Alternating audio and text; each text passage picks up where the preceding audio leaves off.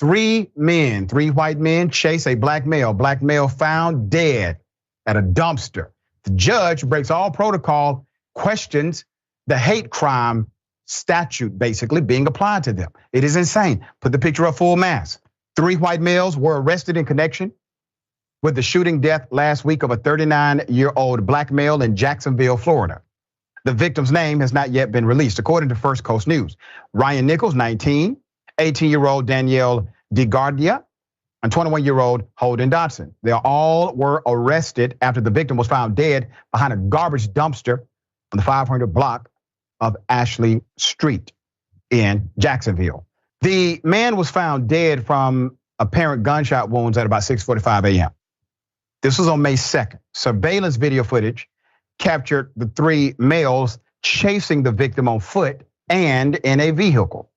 The security footage later obtained by the police showed a Jeep Grand Cherokee carrying Nichols, a DeGardia, and Dotson parked near 100 North Julia Street before the man got out of the vehicle at approximately 2:25 a.m. All right. So then at approximately 2:45 a.m., the footage captured one of the men chasing the victim past the Jeep.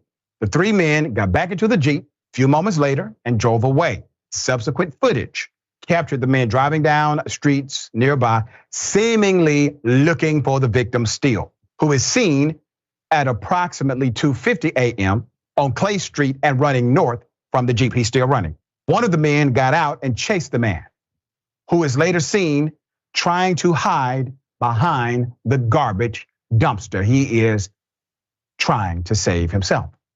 There's more.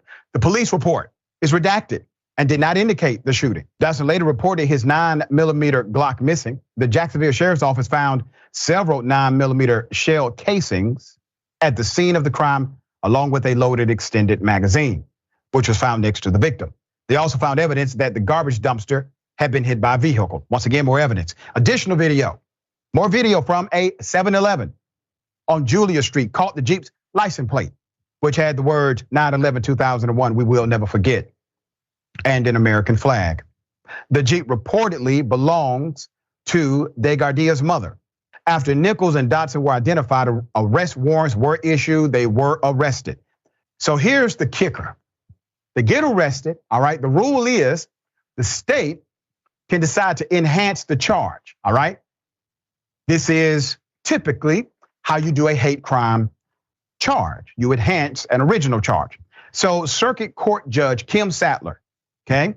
Judge Sattler told 2 of the defendants, DeGardia and Dotson, that their charges could be upgraded to hate crimes when they appeared in court Thursday.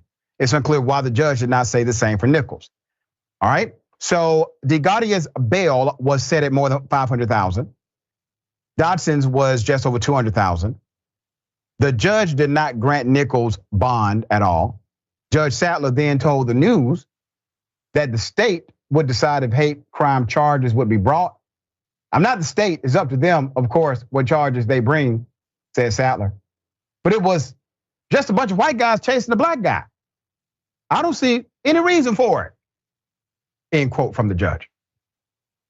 Have you ever in your life heard a judge make a ruling in an interview? Ever? I mean, at this point, you're talking about, this is really pre-investigation stage. They have not even reached exhaustive investigation stage yet. The judge is already making a call here that this is not a hate crime without any evidence whatsoever, one way or the other. Why? Because evidence has not been presented. And when it is, it won't be presented to the judge in that format, okay? That was a bond hearing. You don't weigh all evidence in a bond hearing. You say some things about the background, evidence you may have, circumstantial, etc. But this judge has come out and said, oh, just white guys chasing the black guy.